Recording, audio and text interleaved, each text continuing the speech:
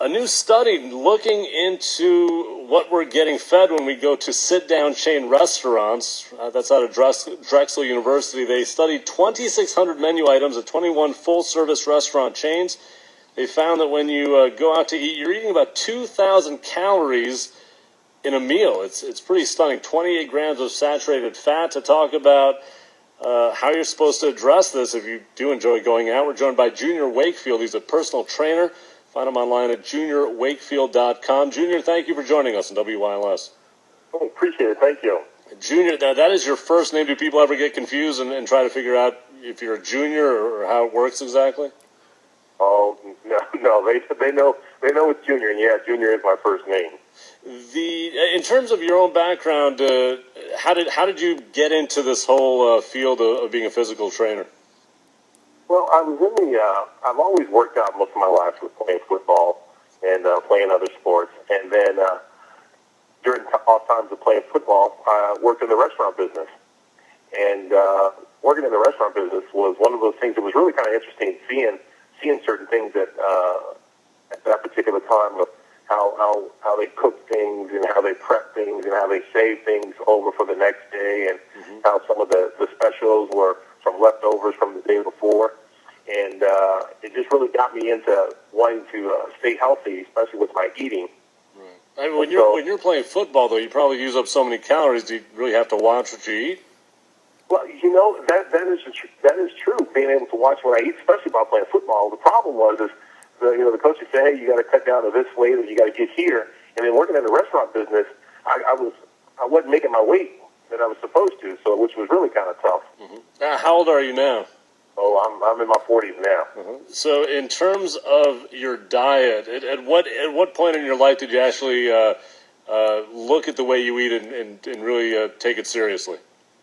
Well, around my mid-30s is when I started looking at it. And I couldn't kick the gut that I had back in my 20s. And so I was like, man, something is going on. And I knew I worked out religiously, and I jogged, I stayed in shape, but I just couldn't get rid of my gut. And so then I looked at it, I was like, well, what's the one thing that I'm missing? And it was going out to restaurants. It was eating all the time. It was watching, instead of watching my portion control or cooking at home, found out that it was trying to finish my plate every time I went out to eat.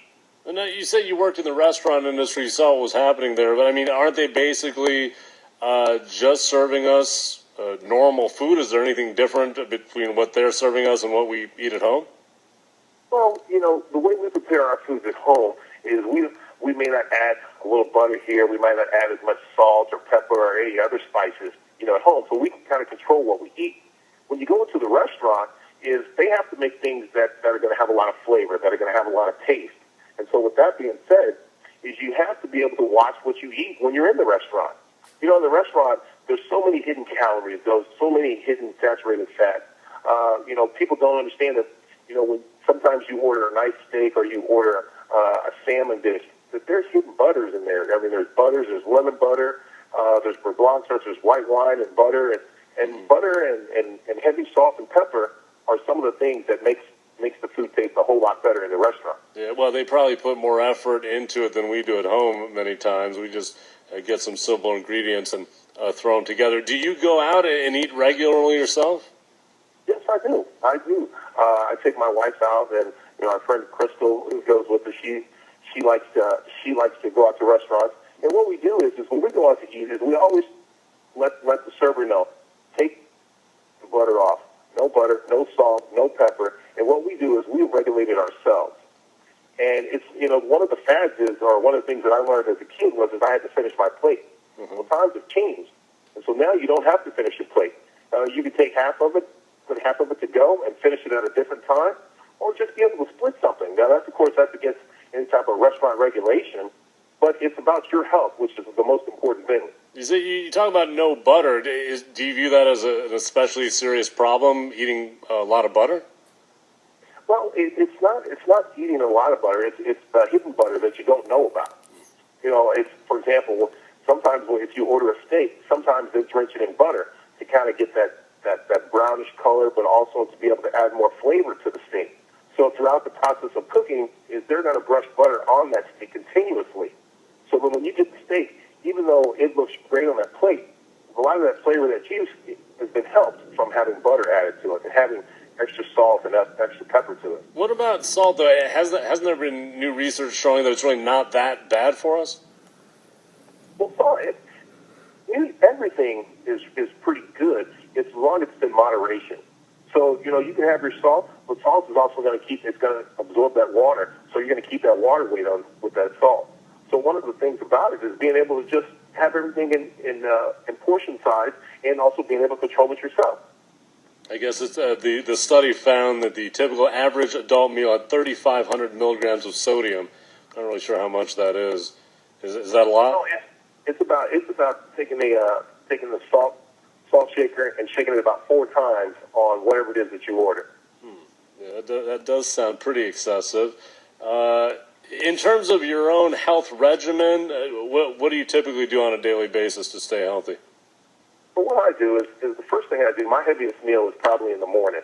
And so, because that's when I'm going to have the most energy. So my heaviest meal is in the morning. Then I kind of walk or I do my own workout plan. And then I just kind of plan everything. I plan my day from the supplements that I take, or also from just being able to never let myself get hungry. So I have to ask you this, because there was that study that showed multivitamins really don't seem to make us healthier. Are you a big believer in taking supplements and vitamins? I don't take a lot of the multivitamins and so forth. What I do is I take it's an Advocare product that I use. What is it? I'm sorry. What? Advocare. Advocare? Advocare, an Advocare product. Okay, what is it you're taking actually? Advocare, I use a Spark, which is kind of gives me that mental focus and kind of gets me ready for my day. It also helps me in planning. But what is it? Is it herbs or vitamin? What is it exactly? It's a mixture of vitamins. Mm-hmm. So you do take daily vitamins yourself? Yes, yes. Junior Wakefield, a personal trainer. You find him online at juniorwakefield.com. Junior, it's been a pleasure. Thank you for joining us. Thank you.